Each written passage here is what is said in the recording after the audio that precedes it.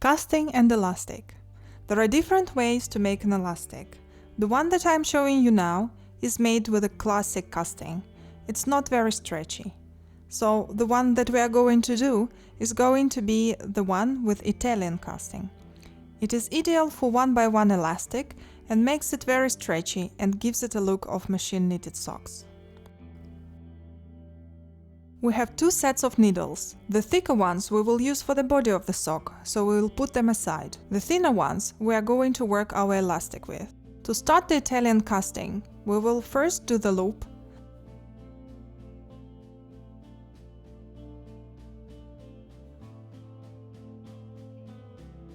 Then we put the loop on the needle, and then we tighten it.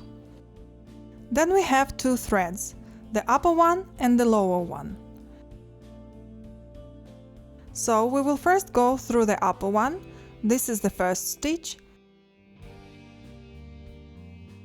And then we go through the lower one. This is the second stitch.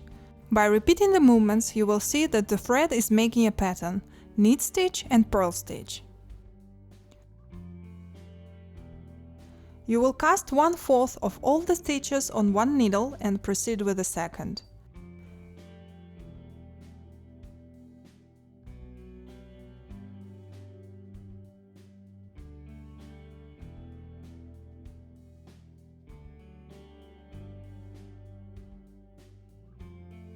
It is important to remember, if you went through the upper or lower thread, not to mix the pattern. Continue with casting on all 4 needles.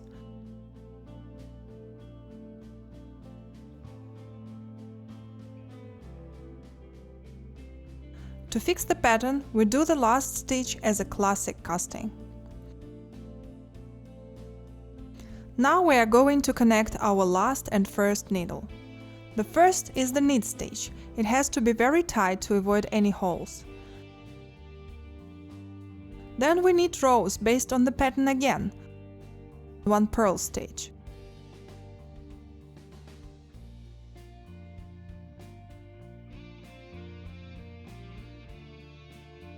1 knit stitch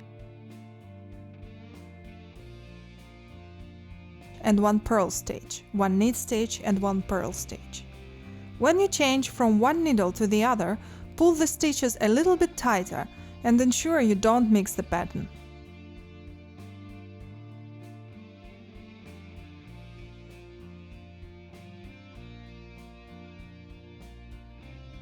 We proceed like this for 20 rows, so stitch and row counter can be very handy here. After a couple of rows, the knit and purl stitches are very visible, so you don't need to remember when to do what stitch.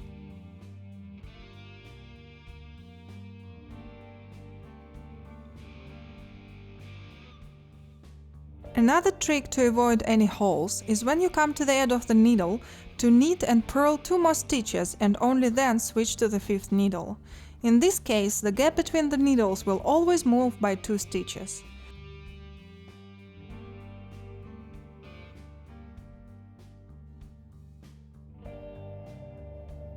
The tail will indicate the last stitch of the first row, so you can adjust the stitches in such a way that the first stitch after the tail is the first stitch on the first needle. You can do that after you complete all the rows by reshuffling the stitches on your 4 needles. Your elastic is complete.